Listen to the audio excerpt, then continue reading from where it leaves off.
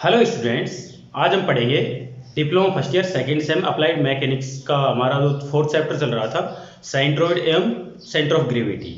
इसमें हमने जो प्लेन फिगर्स होते हैं मतलब द्विविमीय आकृति होती है उनका गुरुत्व केंद्र कैसे ज्ञात किया जाता है वो हम पढ़ चुके हैं और उससे संबंधित हम लगभग 15 से 20 न्यूमेरिकल भी कर चुके हैं।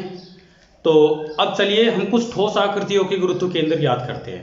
तो ठोस आकृतियों के गुरुत्व केंद्र कैसे निकालते हैं, तो यहाँ पर आज का हमारी हेडिंग है ठोस आकृतियों का गुरुत्व केंद्र।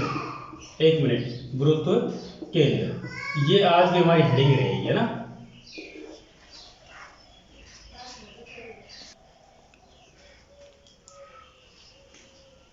हाँ, तो देखो ये कैसे करते हैं। मान लीजिए हमारे पास में कोई वस्तु है, एक पाइप है ना, ठोस है। ठोस होगा तो कुछ इस तरह से दिखेगा, है ना, इस तरह से दिखेगा ठोस है तो ठीक है। ठोस पाइप इस तरह से होता है। अब इसके ऊपर हम कोई वस्तु रख दें, जैसे हम एक गोला रख देते हैं तो कुछ इस तरह से रखा जाएगा गोला।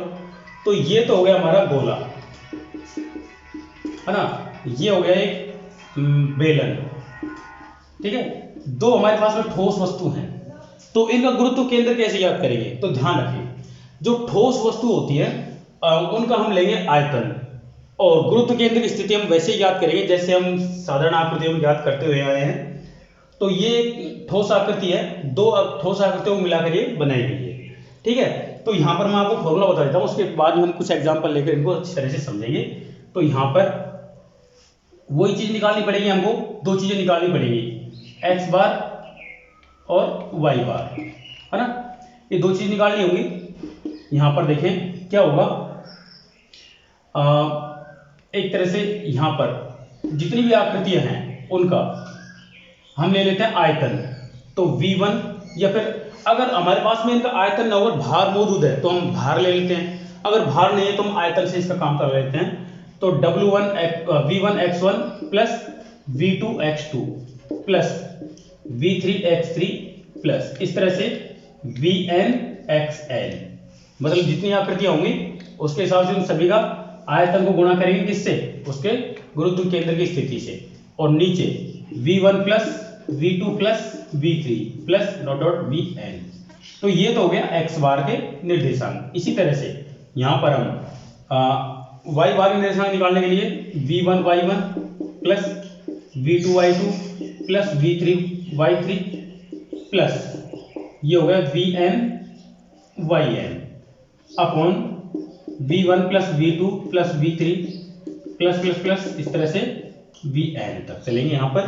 तो ये हो गया हमारे गुरुत्व केंद्र की स्थिति x और y बार। तो इस तरह से हम ठोस आकृतियों गुरुत्व केंद्र ज्ञात करते हैं। तो चलिए इसी पक्ष में इसी के क्रम में एक एग्जाम्पल लेते हैं।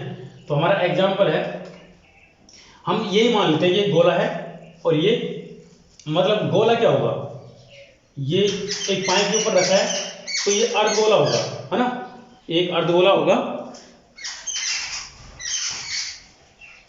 इस अर्धगोले का हमको यहां पर आयतन निकालने के लिए एक ही चीज दी हुई होगी, यहां से और यहां तक इसकी त्रिज्या या फिर व्यास दे रखा होगा।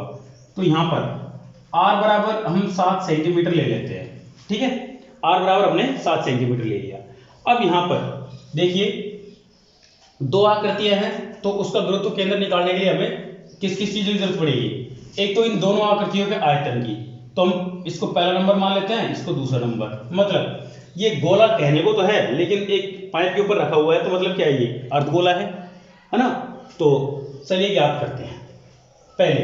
पहली आकृति का आयतन क्या होगा, V1 क्या होगा, बेलन का आयतन का सूत्र क्या होता है, पाई r स्क्वायर h।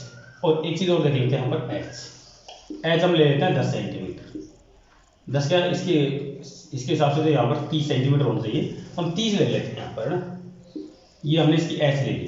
अब देखिए यहाँ पर पाई 22/7, r का मान कितना है 7, तो 7 × 7 × 30, 7 से 7 काट देंगे, 22 से 154 को हम गुणा करेंगे 30 से तो कितना हो जाएगा 154 गुणा 30, तो ये निकल कर आएगा 0, 4 × 12 = 1, 5 × 15 और 5 के 15 और 1 16, असल की 1, 3 एकम 3 और 1 4, तो ये निकल कर आता है 4620 सेंटीमीटर क्यूब। आयतन है ना, तो सेंटीमीटर क्यूब होगा आयतन V1। तो ये तो इसका आयतन हो गया। अब हम दूसरा आयतन निकालते हैं V2। V2 किसका होगा? इस अर्धगोले का आयतन होगा। तो अर्धगोले का आयतन क्या होगा?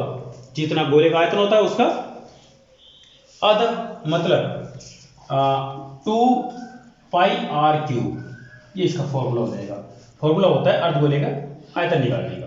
तो 2 इंटू पाई का मान है 22/7, तो यहाँ पर 7 इंटू 7 इंटू 7 है ना, 3 बार होगा। 7 से 7 काट दिए हमने, तो यहाँ पर 7 7 49 और 22 44 44 49 कर लेते हैं, तो यहाँ पर वैल्यू निकल कर आ जाएगी जो भी है। तो देखिए सिंपल सा मैं यहाँ पर कैलकुलेशन कर देता हूँ। तो 9 चौक 36, 3 4 चौक 16 और 3 19, 196, 196 यहाँ पर 6 15 ये हो जाएगा 11, ये हो जाएगा 2, तो 2156 सेंटीमीटर क्यूब। ये हमारा क्या निकल गया है? ये हमारा आयतन हो गया इस अर्धगोले का। अब देखिए यहाँ पर साथ साथ में इनकी स्थिति भी निकाल लेते हैं। x1 है ना, x1 निकालेंगे, मतलब यहां से इसकी जो ऊंचाई है उसकी आधी पर होगी, मतलब 30 सेंटीमीटर इसकी ऊंचाई है, तो आधी कितनी हो जाएगी? 15 सेंटीमीटर। हम x2 निकालेंगे तो क्या हो जाएगा? x2 निकाल, ध्यान दो x2 नहीं, ये y1 निकालेंगे हम, है ना, यहां पर y2। देखो क्योंकि इसको हम दो बराबर हिस्सों में बांट सकते हैं। y अक्ष के सदिश क्या है? सममित है। y अक्ष के अलग सममित है, तो x का मान तो क्या हो जाएगा? यहाँ पर 0 हो जाएगा। तो x बार इक्वल टू तो 0 हो ही जाएगा। तो यहाँ पर हम y की वैल्यूज निकालेंगे। तो यहाँ पर देखो y2 की वैल्यू यहाँ से यहाँ तक ये तो रहेगा। अब इसका कितना होगा? इसका होगा 4r/3π, 4r/3π। इस फॉर्मूले से निकालेंगे ना यहाँ पर। तो इसका कितना होगा? ये कैलकुलेटर से निकालना पड़ेगा। 1 मिनट में कैलकुलेटर लेता हूँ।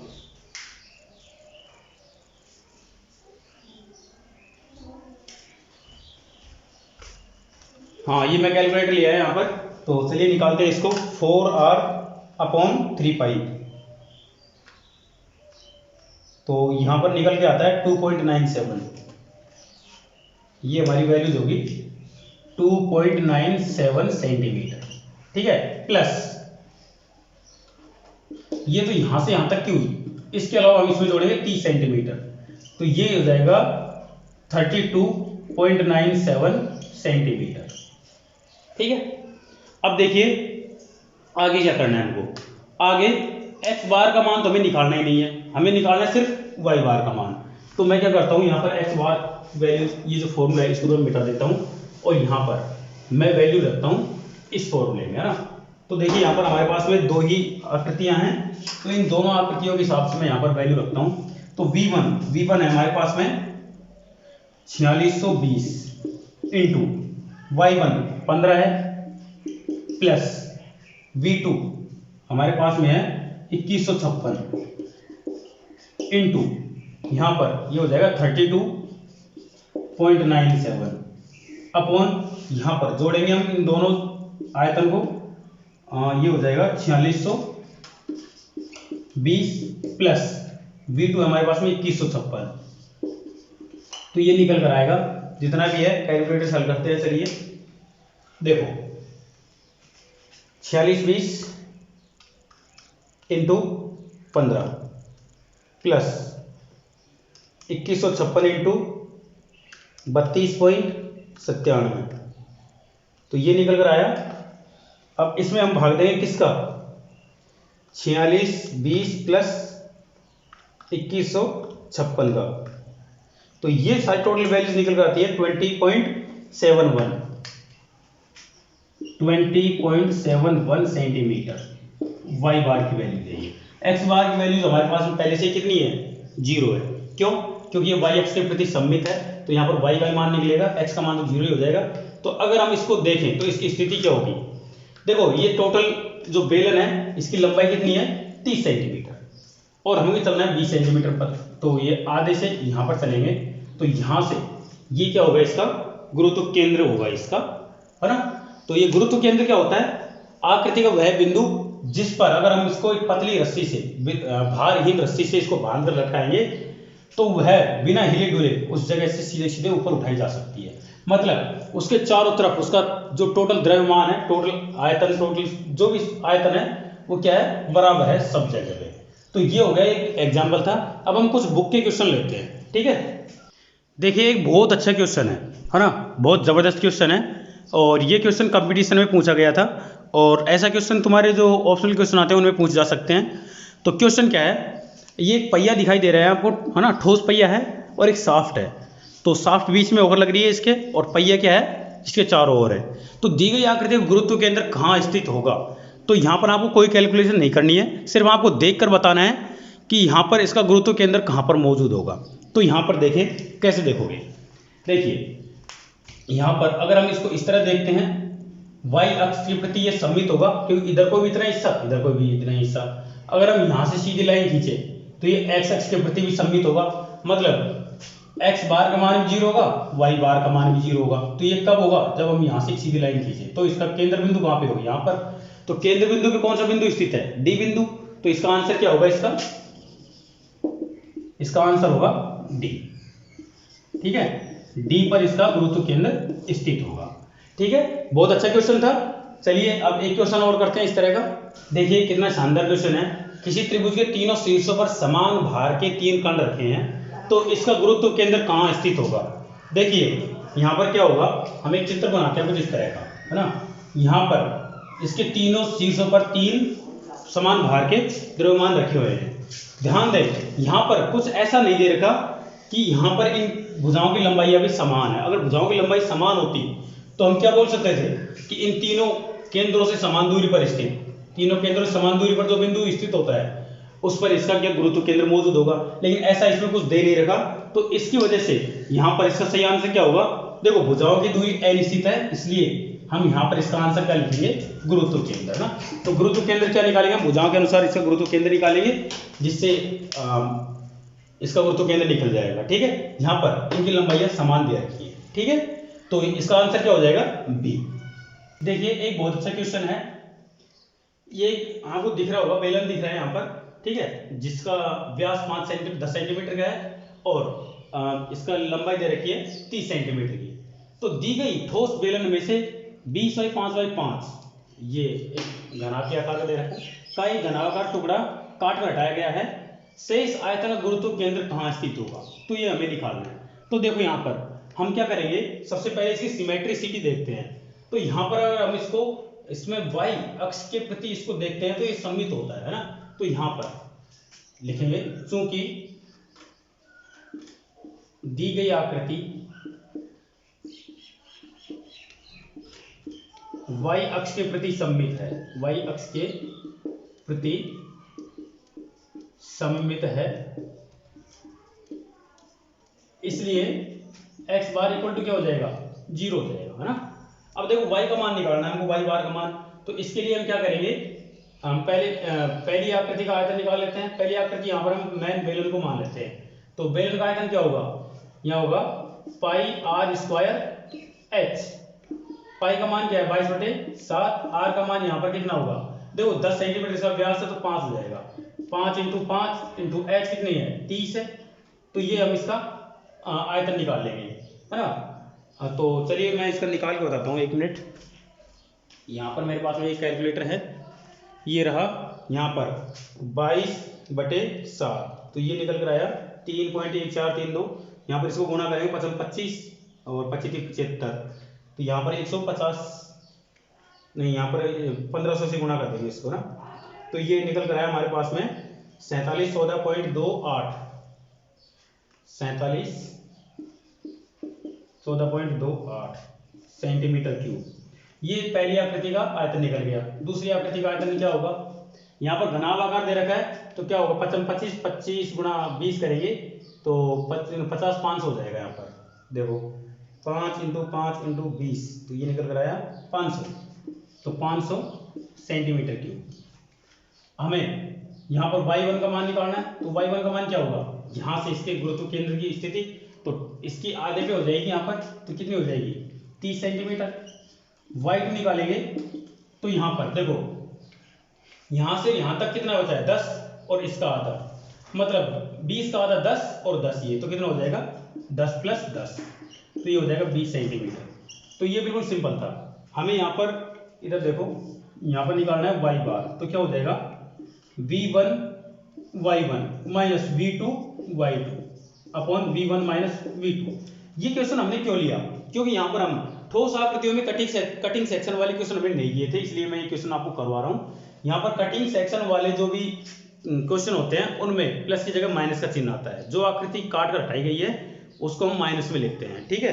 तो देखिए यहाँ पर इस आयतन को काट कर हटाया गया है, तो यहाँ पर तो निकालते हैं। देखो इसका मान रखते हैं, v1 का मान कितना है 4714.28 इंटू y1 का मान कितना है 30 माइनस यहाँ पर v2 का मान कितना है 500 इंटू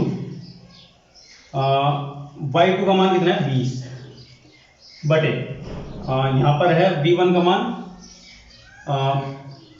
4714.28 माइनस 500। इसको हल करते हैं। देखो कैलकुलेटर से हल करेंगे इसको, जो भी वैल्यू आएगी मैं आपको बताता हूँ। तो कैलकुलेटर हमारा ये रहा। देखिए यहाँ पर क्या करेंगे हम 4714.28 इंटू 30 माइनस 500 इंटू 20, तो ये वैल्यू निकल कर आई 131428.4 है ना। तो इसमें हम भाग देंगे किसका 4714.28 माइनस 500, तो इसका आंसर निकल के आया 31.18। ये वैल्यूज कुछ सही नहीं लग रही है यहाँ पर, फिर से निकाल के देखते हैं एक मिनट। यहाँ पर देखो 4714.28 इंटू देखो 30 है, तो हमने ध्यान नहीं दिया यहाँ पर ये जो वैल्यू है ये गलत रख दी हमने। यहाँ पर y1 की वैल्यू होगी इसके आधे पे, तो ये होगा इसका 15, तो यहाँ पर ये भी हम 15 ही लिख देंगे है ना। ये हमने बड़ी मिस्टेक कर दी थी, तो ये 31 नहीं हो पाएगा यहाँ पर, तो यहाँ पर होगा ये 15 माइनस यहाँ पर करेंगे हम 500 इंटू 20, 500 इंटू 20, तो ये हो गया हमारा। अब इसमें क्या करेंगे हम, भाग देंगे किसका 4714.28 माइनस 500, तो ये आया 14.40, तो ये वैल्यू आ रही है 14.40 सेंटीमीटर मुझसे पर। तो ये कहाँ पे होगा, देखो इसके जस्ट आधे 15 होगा, तो उससे थोड़ा सा नीचे, मतलब यहाँ पर। क्यों, क्योंकि नीचे की ओर ये वजन में थोड़ा सा ज्यादा भारी हो जाएगा। क्यों, क्योंकि ये जो भाग है ना ये पूरा पूरा ठोस है, बाकी जो ऊपर का भाग है उसमें खोखला भाग मौजूद है, इसलिए इसका जो गुरुत्व केंद्र है वो थोड़ा नीचे की ओर शिफ्ट हो जाएगा। तो यहाँ पर इसका गुरुत्व केंद्र कहाँ पे होगा, ये होगा। यहाँ पर देखें दी गई आकृति y अक्ष के प्रति सममित है, तो x बार का मान तो 0 हो जाएगा। तो यहाँ से इसका गुरुत्व केंद्र देखेंगे तो इधर को तो हम 0 चलेंगे, मतलब नहीं चलेंगे, ऊपर की ओर चलेंगे 14.40 पर। तो ये 15 से थोड़ा सा नीचे, इसलिए इसका गुरुत्व केंद्र यहाँ पर मौजूद होगा। तो बच्चों अभी तक इस चैप्टर में हमने लगभग सभी तरह के क्वेश्चन कर लिए हैं। अगर आपको किसी भी प्रकार के सवाल में सीजी का किसी भी प्रकार का सवाल हो, कहीं दिक्कत आ रही हो, जरूर नहीं है आप किताब का, किसी भी बुक से कोई भी क्वेश्चन आपको समझना है, करना है और आपसे नहीं हो रहा है, तो आप उसको मुझे व्हाट्सएप पर उसकी फ़ोटो खींचकर भेज दीजिए, मैं उसको आपको यहाँ पर सोल्व करवा दूंगा। ठीक है, तो चलिए मिलते हैं अब अगले लेक्चर में। Thank you.